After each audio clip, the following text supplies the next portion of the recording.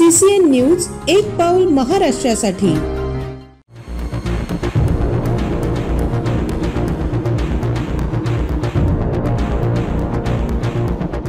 नगरपालिका निवडणूक रणधुमाळी ओनली ऑन CCN न्यूज।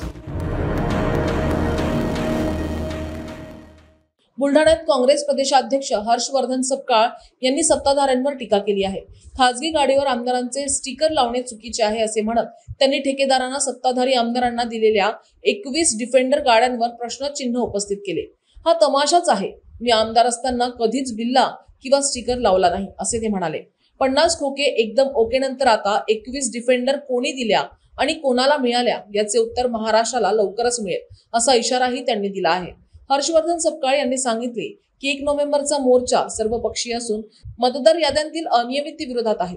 आयोगाने झोपेचं सोंग सोडून जागं व्हावं, फ्री अँड फेअर निवडणूक द्या अशी मागणी त्यांनी केली आहे। काँग्रेस, राष्ट्रवादी व इतर पक्षांनी या मोर्चाला समर्थन दिलं आहे।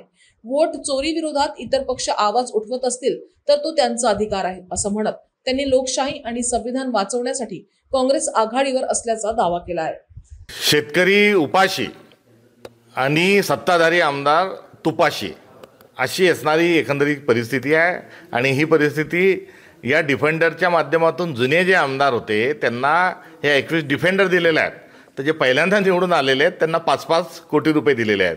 त्यामुळे 270 कोटींची खैरात तिथे वाटण्यात आलेली आहे। 21 डिफेंडरचा भ्रष्टाचार तो झालेला तो वेगळाच आहे, मात्र शेतकऱ्यांच्या कपाळाला या दिवाळीच्या निमित्तानं वाटाण्याच्या अक्षता लावलेल्या आहेत हे मात्र खरं आहे। आणि या सरकारची शेतकऱ्यांच्या पाठीशी उभं राहण्याची कुठलीही भूमिका नाही। पॅकेज जे आहे ते मोदी येणार होते म्हणून कुठेतरी जनतेचा आक्रोश निर्माण होऊ नये म्हणून केलेली ती बोळवण होती। असं कुठलंही पॅकेज जे आहे हे जाहीर केलेलं पॅकेज हे अस्तित्वातच नाही, त्यामुळे तो मिळण्याचा प्रश्नच नाही।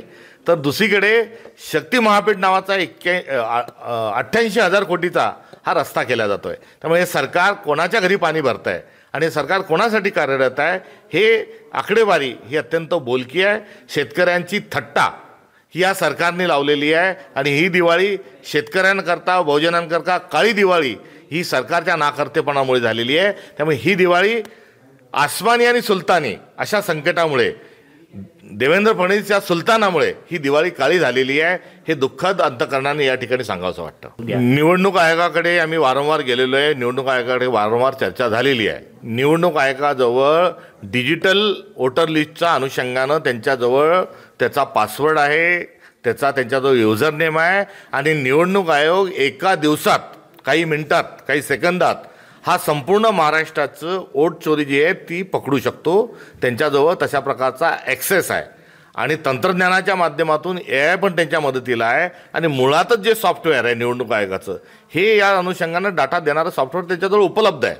त्यामुळे त्यांना जर हे करायचं आहे तर ते करण्याकरता त्यांना काही क्षणच लागेल, मात्र मुळात निवडणूक आयोग जे आहे हे कुठेतरी हे कठपुतली हे राज्य सरकार आणि केंद्र सरकारची झालेली आहे। हाच राहुल गांधीचा आणि काँग्रेसचा मूळ आरोप आहे। त्यामुळे त्यांना निवडणुका ह्या फ्री अँड फेअरली घ्यायच्या नाही हाच मुळात असणारा आमचा आक्षेप आहे आणि या आक्षेपाला निवडणूक आयोगाने ताबडतोबीनं उत्तर द्यावं। मागच्या वेळेस राहुल गांधींनी दुसरी पत्रकार परिषद घेतल्यानंतर सांगितलं होतं की निवडणूक आयोगानं 7 दिवसाच्या आत आपला जे उत्तर आहे ते द्यावं आणि 7 दिवसात जर त्यांनी दिलं नाही तर याचा अर्थ असा आहे की निवडणूक आयोग चोर आहे।